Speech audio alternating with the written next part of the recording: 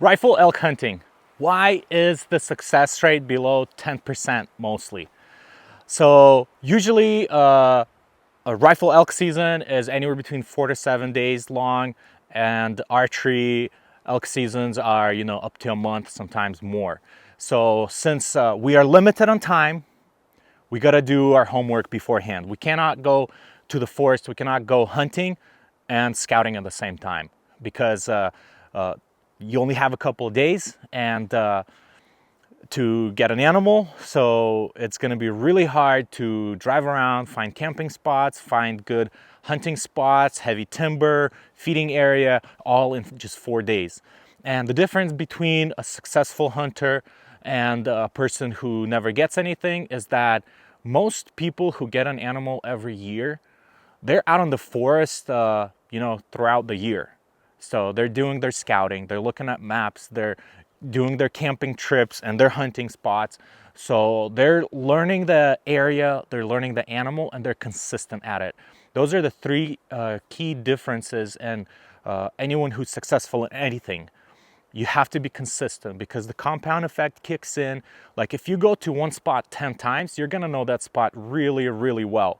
You're gonna know it better than somebody who goes there only once and is expecting to get an elk. So that's my what I have learned recently is that the more I go to one spot, the more I go to, just choose an area, 5 square miles, 10 square miles, and work it in a grid, every canyon, every ridge.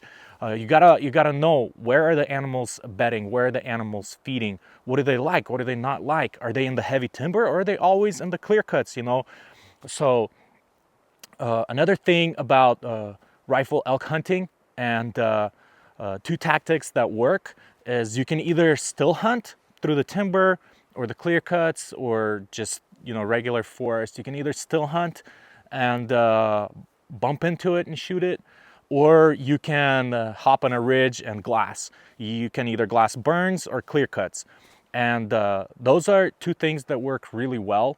But because the seasons are so short, only a couple days, 4 days, 5 days, whatever, the first tactic of just still hunting, it's not very productive. At least it wasn't productive when I tried it for many years. So I switched to just glassing, and you can either glass burns or clear cuts. And when you're glassing, you gotta make sure that it's not a 5-minute thing. It has to be 3 hours, 4 hours, 5 hours, because the animals, they can move from the timber into the clear cut for a quick bite and then go back, or they can be sitting in the timber and then another hunter bumps them and they're running across the clear cut and you're right there, you're ready for that shot.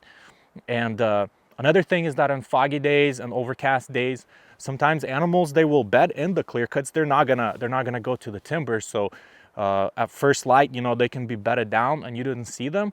But if they're in trees, 12-foot trees, 10-foot trees, you're not gonna be able to spot them unless you're gonna sit there and glass for a couple hours.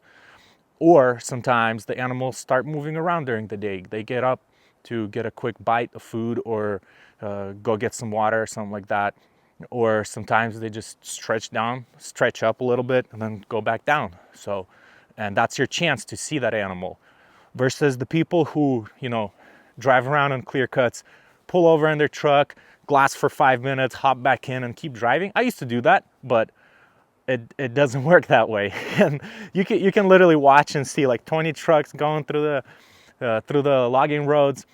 Everyone's pulling over in that one spot, and hopping out for a couple minutes, looking, then hopping back in and driving off. And you're sitting a little bit below them for 3 hours, glassing.